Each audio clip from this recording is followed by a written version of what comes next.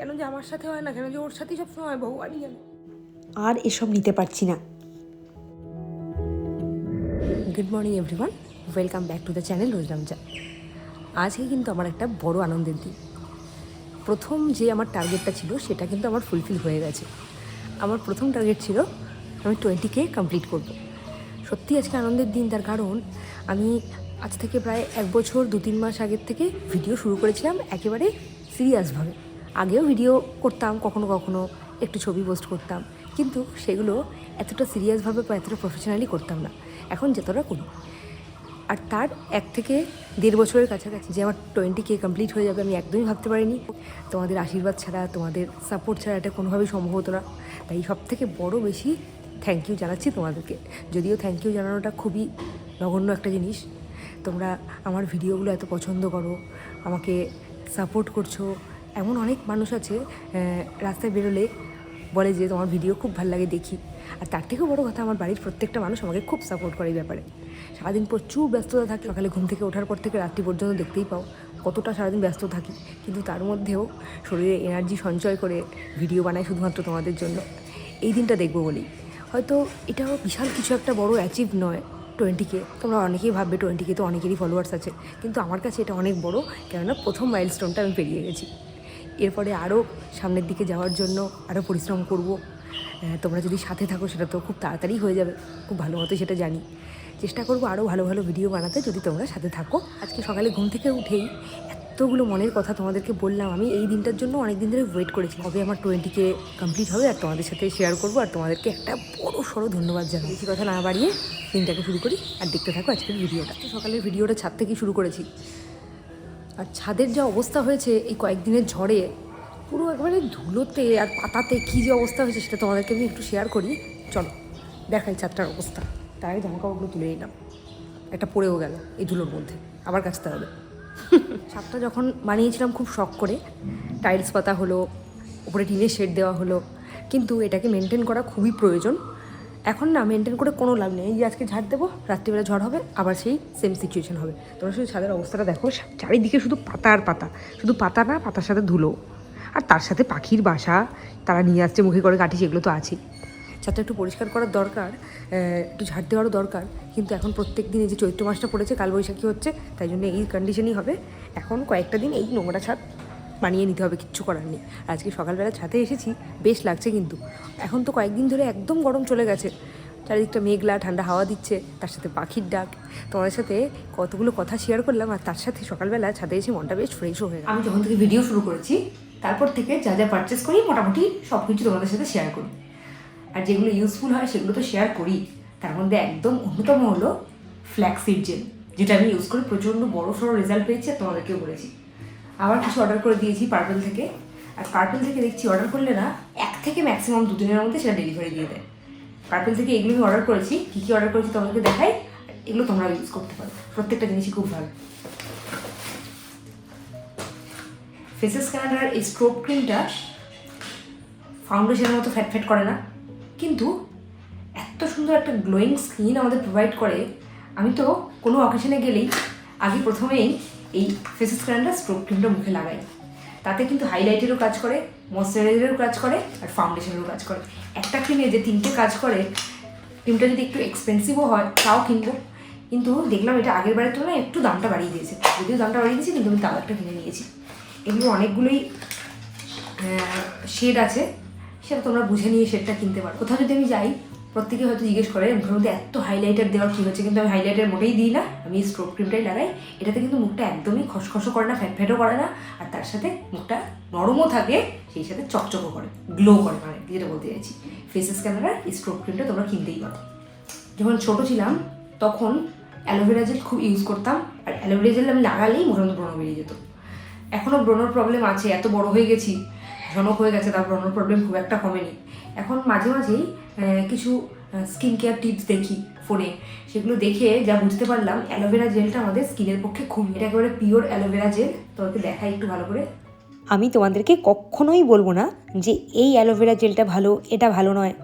আমি স্ক্রল করতে করতে যেটার রেটিং ভালো দেখি সেটাই কিনে নিই। এটা দিয়ে একটা টোনার বানানোর ইচ্ছে আছে, শুধুমাত্র অ্যালোভেরা জেল না, আরও কিছু জিনিস দিয়ে কেমন করে বানাবো সেটা তোমাদেরকে দেখাবো। সেই জন্যই মেন আমি এই অ্যালোভেরা জেলটা কিনেছি। এই অ্যালোভেরা জেলটা দিয়ে যখন আমি এই টোনারটা বানাবো তখন সেটা তোমাদের সাথে শেয়ারও করবো, আর সেটা প্রত্যেক দিন তোমরা 2-3 বার ইউজ করতেই পারো। মুখে কিন্তু স্কিন একেবারে চকচক করবে। ঝনকের তো গত কয়েকদিন ধরেই শরীরটা ভালো যাচ্ছে না। কালকে রাত্রিবেলা 100-র উপরে জ্বর উঠে গেছিলো, তারপরে তো আমরা প্যারাসিটামল দিলাম, তারপরে উনি আবার নিজের ফর্মে ফিরে এসেছিলেন। সারাটা সন্ধ্যে তো শুয়েই কাটিয়েছিলেন। এখনও মনে হচ্ছে গাটা একটু হালকা হালকা গরম আছে। এখন দেখি থার্মোমিটার। আর একটা কোনো শরীরের প্রবলেম হলেই এফেক্টটা গিয়ে পড়ে খাওয়ার ওপরে। কাল থেকে তো খাওয়া একদমই নেই, দুপুরের পর থেকে একদম খেতে চাইছে না। আর সকালবেলা আজকে কী খাওয়াবো, এই যে খাওয়ার রুটিনটা গোলমাল হয়ে গেলে না আমার খুব প্রবলেম হয়। স্কুলে কী টিফিন দেবো, কী সকালবেলা খাওয়াবো। এই কয়েকদিন আগেই, মানে এক মাসও হয়নি, কয়েকদিন আগেই এতগুলো দিন পরপর স্কুল কামাই গেল। এখন আর কামাই করা যায়? এত কামাই করলে তো স্কুলে এবার কমপ্লেন আসবে যে এত কেন কামাই হচ্ছে। জানো তোমার কি শরীরটা এখন ঠিক আছে? না কি আছে তোমার শরীরটা? ঠিকই তো আছে। না না, গরম, গাগুলো সব গরম ধরে দেখো। গাগুলো গরম? হ্যাঁ। দেখি থার্মোমিটারটা নিয়ে আসি। ঝনক কিন্তু এখন নিজের ব্যাপারগুলো বুঝতে শিখে গেছে। শরীরটা খারাপ লাগলেই বলতে পারে, শরীরে কী ধরনের প্রবলেম হচ্ছে সেটাও মোটামুটি বলতে পারে। তাই জন্য আমার কোনো রকম প্রবলেম হয় না। ওই যে যেমন এখন বললো যে ওর শরীরটা খুব একটা ভালো লাগছে না, তখনই বুঝলাম যে জ্বরটা আসছে। দেখলাম হাতের পাতা পায়ের পাতা একদম ঠান্ডা, বুঝতেই পারলাম যে জ্বর আসছে। তাড়াতাড়ি করে থার্মোমিটারটা দিলাম। যখন ঝনক ছোটো ছিল তখন ওর জ্বর হলে আমার খুব টেনশন হতো। না দিত থার্মোমিটার দিতে, আর নাই খেত ওষুধ। থার্মোমিটারটাকে ভাবতো ইঞ্জেকশন, আর ওষুধ তো খেতেই চাইতো না। ওষুধ খাওয়ালেই বমি করে দিত। ওই জন্য এখন এই দুটো ব্যাপারে আমার সুবিধা হয়েছে, থার্মোমিটারও দিতে দেয় আর ওষুধটাও খেয়ে নেয়। ওই জন্য আমার টেনশনটা এখন একটু হলেও কম। তবে ঝনক কিন্তু এখন বুঝতে পারে। ও বলল জ্বর হয়েছে, একদমই তাই। থার্মোমিটার দিয়ে মেপে দেখলাম ওর 100 জ্বর। ব্যাস হয়ে গেল আমার টেনশন। এরপরে আমি ওকে একটু ওআরএস দিলাম। ওআরএসটা খাইয়ে তারপর ওষুধ দিলাম। খালি পেটে তো আর ওষুধ দিতে পারবো না। ওষুধ খাওয়ানোর কিছুক্ষণের মধ্যে জ্বরটা ছেড়েছে। ব্যাস নিজের ফর্মে আবার ফিরে এসেছে। কি করছে দেখো, যতই দুষ্টুমি করুক আর যতই দুরন্তপনা করুক, ও ঘরের মধ্যে এরকম দুষ্টুমি করলে দুরন্তপনা করলে আমার ভালো লাগে। আর ও যদি শরীর খারাপ হয়ে চুপ করে শুয়ে থাকে তখন মনটা যেন খুব খারাপ লাগে, একদমই ভাল লাগে না, কাজেও এনার্জি পাই না। এরপরেই ঝনককে খাইয়ে দাইয়ে ওকে নিয়ে চললাম ঝনকের দাদুভাইয়ের বাড়ি। হাসি এতে সে খুশি খুশি এতে সে টুকি রাজানে কা সাসরে এনটেসি চল বানায়ে আশিয়া। সকাল থেকে একভাবে শুয়েই ছিল। যখন জ্বরটা একটু ছেড়েছে তখন উঠে খেলা, তার সাথে গান, এগুলো তোর লেগেই থাকে। ওর গান শুনে দিয়া ওই ঘর থেকে ছুটে এসছে, বললো যে আরেকবার শোনা দেখি গানটা। আমি ঝনকের শরীর ভালো আছে কি না খারাপ আছে সেটা বুঝতে পারি ওর গান শুনেই।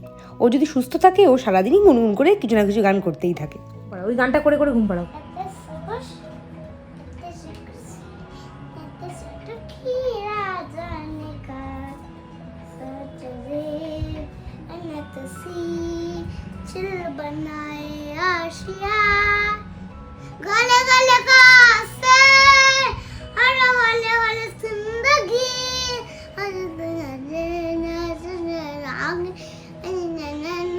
আশিয়া। তারপরে কি গো? ছোটরা যেমনই করুক না কেন, ওদেরকে যদি একটু ইন্সপায়ার করা যায় ওরা কিন্তু অল্পতে খুব খুশি হয় বেশি। ঝনক স্কুলে চলে যাওয়ার পর এটা দেখে আমি একেবারে তোমাদের সাথে না শেয়ার করে পারলাম না। দেখো ডোরেমনটাকে ঘুম পাড়াচ্ছিল এতক্ষণ, এখন নাকি ডোরেমন ঘুমিয়ে পড়েছে, তাই কম্বল চাপা দিয়ে শুয়ে দিয়ে গেছে। এইটা এখন এইরকমই থাকুক, না হলে স্কুল থেকে ফিরে হয়তো বলবে কেন আমি ডোরেমনের ঘুম ভাঙিয়ে দিয়েছি। যখন এলাম বাড়িতে তখন তো ঝনককে ওষুধ খাইয়েই নিয়ে এসেছিলাম। জ্বরটা একদমই ছিল না, রীতিমতো গায়ে ঘাম ছিল, দৌড়দৌড়ি করছিল, খেলাধুলাও করছিল। তাই জন্য স্কুলেও পাঠালাম। 8টার সময় ওষুধ খাইয়েছি, যদি জ্বরও আসে 6 ঘন্টার আগে তো আসবে না। আর বাড়িতে থাকলে না দৌড়দৌড়ি করে, স্কুলে থাকলে তো এক জায়গায় বসে ক্লাস করবে। এলো, আসার সাথে দেখছি গা আবার গরম, মানে মনে হচ্ছে এটা ভাইরাল ফিভার। কেননা ওর খুব একটা ঠান্ডা লাগেনি, পেট গরমও হয়নি যে পেট গরম থেকে জ্বর। বারবার জ্বর আসছে 6 ঘন্টা 7 ঘন্টা পরে পরে। এই নিয়ে 3বার ওষুধ খাওয়াবো এখন। মনে হচ্ছে ডাক্তার দেখাতে হবে, মানে কোনো কিছু ওর ডাক্তার ছাড়া কমে না। আর তার থেকে বড় কথা একটার পর একটা লেগেই আছে। এই পেট খারাপ, এই বমি, এই পেট গরম, এই জ্বর, এই ঠান্ডা লাগা, মানে আমি একদম অস্থির হয়ে যাচ্ছি ওকে নিয়ে। ঘুম ঘুম চাঁদের টিকিমিকি তার এবং আসলে তো তোমার জীবনে আমার জ্বর তো এসেছিল স্কুল থেকে ফেরার পর, ওষুধ দিয়েছি, এখন জ্বরটা কম আছে। জ্বর নেই সেটা বুঝলাম ওই যে গান করছে। এই টাইমটাতেই সব থেকে বেশি হেল্পলেস লাগে। জ্বর হয়েছে, ওষুধ দিয়েছি, জ্বর কমেছিল ঠিক আছে, কিন্তু জ্বরের ওষুধটা আমি ওকে দিয়েছিলাম 2টোর সময়, সবে 4.5 ঘন্টা হয়েছে, 6:30 বাজে 102 জ্বর। আমি অবাক হয়ে গেলাম, এত কী করে জ্বর উঠে গেলো, গায়ে কিন্তু গরম তেমন নেই। আমি এখন বাধ্য হয়ে জলপটি দিচ্ছি, কিচ্ছু বুঝতে পারছি না কী করবো। বাড়িতে মা আছে না, রাকেশ এসছে, ডাক্তারের কাছে নিয়ে যেতে হবে। আমি তোমাদেরকে বললাম তখন, বুঝতেই পারছি ডাক্তারের কাছে নিয়ে যেতে হবে, কিচ্ছু করার নেই। পুরো নাক দিয়ে মুখ দিয়ে যেন গরম গরম মানে বেরোচ্ছে। কেন যে আমার সাথে হয় না, কেন যে ওর সাথেই সবসময় হয়, ভগবানই জানে। ঝনক হওয়ার পর এখন বুঝতে পেরেছি ওর যখন কোনো শরীর খারাপ হয় তখন যে আমার কি অবস্থা হয়। এই ভিডিও দেখেই তোমরা বুঝতে পারছো নিশ্চয়ই। তারপর একটা লেগে আছে, একটার পর একটা, সবই শরীরটা সুস্থ করালাম, আবার যেই সেই কবে যে জ্বর কমবে কে জানে। যখন আর কিচ্ছু মাথা কাজ করে না তখন শুধু এই কান্নাই আসে। জানি কেঁদে কোনো লাভ নেই, কিন্তু আর কি করব বলো, মনটা তো আমাদের নরম, বিশেষ করে এই সন্তানের ব্যাপারে। ঝনকের জ্বর 102 উঠে গেছিলো, তোমাকে বললাম। তারপর ডাক্তার কাছে নিয়ে যাওয়ার আগে ওকে মাথায় জলপট্টি দিলাম, তারপর মাথা ধোয়ানো হলো রাকেশ ফেরার পর। ওইসব করে টোরে তাতেও দেখছিলাম 1.5-এর নিচে নামছে না। তারপরে বাধ্য হয়ে আজকে বুধবার যেহেতু অধিকারীকে দেখাবো ভেবে বেরোলাম। বেরিয়ে পৌঁছতে পারলাম না অধিকারী পর্যন্ত বা হসপিটাল পর্যন্ত, এত রাস্তার মধ্যে ভিড়। আসলে ওই ইয়ের সামনে, রথতলার সামনে মিটিং হচ্ছিলো, তাই জন্য আমরা পৌঁছতে পারিনি ওইদিকে। তারপরে বাধ্য হয়ে ওই আজগুড়িতলা দিয়ে ঘুরে ঘুরে গেলাম। প্রথমে আগে অধিকারীর কাছে গিয়ে দেখলাম এত ভিড়, মানে মারাত্মক ভিড়। সে ভিড় এখন যদি ঠেলে আমরা ডাক্তার দেখাতে যাই কম করে 2 ঘন্টা বসতে হবে। তারপরে হসপিটালে ডাক্তার দেখিয়ে ফিরলাম মানে আমাদের ঠাকুর সাথে আছে তাই, নাহলে আমরা ঢুকলাম সাথে সাথে জ্বর উঠে গেছে।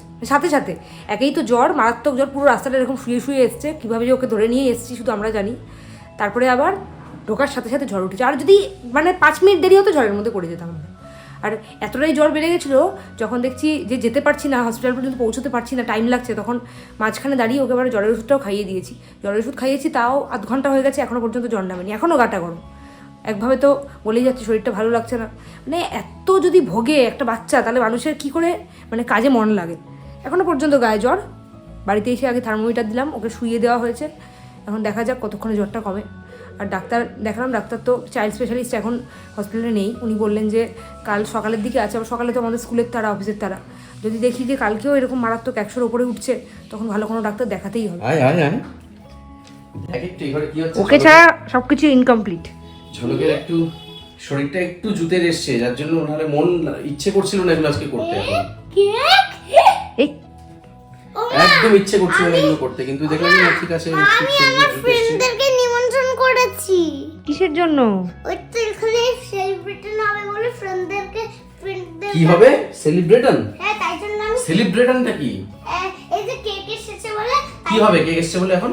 ওই তো আমি আর ফ্রেন্ড খাবো কেকটা। তাই? হ্যাঁ, তোর শরীরটাও আজকে ঠিক কি হোক। বলো তো? আজকে হ্যাপি বার্থডে কার? তো আমার। না, তোমার হ্যাপি বার্থডে আজকে না তো বাবা। ওটা মায়ের আর তোমার হ্যাপি বার্থডে। আমার আর মায়ের একসাথে? হ্যাঁ, এটা মায়েরই বাবা, এটা হ্যাপি বার্থডে না, এটা হচ্ছে মায়ের। মা এতদিন ধরে যে ফেসবুকে ইউটিউবে যে ঝড় তুলেছে, সেই ঝড়ের, দাঁড়াও আগে শুনে নাও, সেই ঝড়ের খানিকটা বৈতরণী সে ঝড়ের মধ্যে দিয়েও পার করেছে। ও এত কিছু বুঝছে না, বুঝেছো? এত কঠিন ভাষা, এত কিছু। হ্যাঁ তো বলছে তো, বুঝে গেছে না, বুঝে হ্যাঁ বলার মধ্যে আছে। মানে ওর হ্যাঁ গুলো হচ্ছে এখন সব, তুমি যা বলছো সব হ্যাঁ, তুমি আগে কেকটা দাও। এটুকু সেলিব্রেশনের প্ল্যান সকাল থেকেই ছিল, ঝনকের শরীরটা ঠিক হওয়ার হলো আমার অপেক্ষা করছি। পিএম। বাবা, আমি তোমার প্রাইম মিনিস্টার কবে থেকে? তুমি হলে আমার পার্সোনাল মেড। কি? এই হলো আমাদের কেক। হ্যাঁ, এই যে আমি যে গন্ধগুলো কি এই খুব সুন্দর বানিয়েছে। একটু ধরি, সবাই মিলে একটু ধরো। আজকে আমরা 3 জনে মিলেই দিনটাকে সেলিব্রেট করছি। আসলে আমাদের ভিডিওতে এই 3 জন আমরা থাকবোই থাকবো, আর কেউ থাকুক না থাকুক। তাই জন্য 3 জন মিলেই আজকে এই দিনটাকে তোমাদের সাথে ভাগ করে নিলাম। আর এর থেকে একটা পিস তো তোমাদের জন্য অবশ্যই। কি ডিজিটালি দিয়ে দেবে নাকি? হ্যাঁ, ডিজিটালি দেবো, কিন্তু ইচ্ছে আছে যখন 50K হবে তখন সবার সাথে সেলিব্রেট করবো। রাকেশকে পিএম বললাম মজা করে, কিন্তু এই কথাটা একদম সত্যি। আমি যত কিছু করি না কেন, সব থেকে বেশি হেল্প আর ইন্সপিরেশন ওর থেকেই পাই। তোমাদের সাথে ভাগ করে নেবো বলে একটা পিস কেটেছিলাম, কিন্তু ঝনকটা যা শুরু করলো, ওকে আগে দিতে বাধ্য হলো রাকেশ। এটা সত্যি সত্যি তোমাদের জন্য দিয়ে দিলাম, পাঠিয়ে দিলাম, এভাবেই খেয়ে নাও। নেক্সট টাইম কিন্তু তাহলে সবাই আসতেই হবে। আমাদের দিনটাকে এত স্পেশাল কে করে দিয়েছে এবার সেটা তোমাদেরকে বলি। এই কেকটা ব্লুবেরি ফ্লেভার, আর এই কেকটা এত সুন্দর করে আমাকে ডিজাইন করে দিয়েছে চকো প্ল্যানেট। চাকদা চকো প্ল্যানেটের নাম তোমরা অনেকেই শুনেছো। আমার যে কোনো অকেশনে আমি চকো প্ল্যানেটকে একদম চোখ বন্ধ করে বিশ্বাস করে দিয়ে দিই। আমি বলে দিই যে এভাবে তুমি ডিজাইনটা করবে, একদম আমি যেটা বলি সেটাই করে দেয়। কি সুন্দর করেছে দেখেছো? এখন একটুখানি যদিও কাটা হয়ে গেছে, এইভাবেই আমার কেকটাকে ডিজাইন করে। এই যে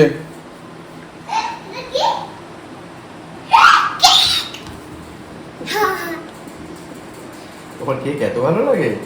বেশি খেও না জনক, হ্যাঁ ক্রিম সব সরিয়ে দিয়েছো। ঝনকের ওষুধ খেয়ে জ্বরটা সবাই একটু ছেড়েছে। সেই টাইমেই ওকে ডিনারটা করিয়ে দিলাম, এই লোভে যে তুমি ডিনারটা যদি কমপ্লিট করে নাও তাহলে তোমাকে একটু কেক দেবো। এই এক বাইটই দেওয়া হয়েছিল, আর দেওয়া হয়নি। আর আমাদের ঝনক সোনা এইসব খাওয়ার জন্য কিন্তু খুব একটা বায়না করেও না। ঠাকুরকে বলো আমাকে সুস্থ করে দাও, আমার জ্বরটাকে কমিয়ে দাও। ঠাকুর আমাকে সুস্থ করে দাও, জ্বরটা কমিয়ে দাও।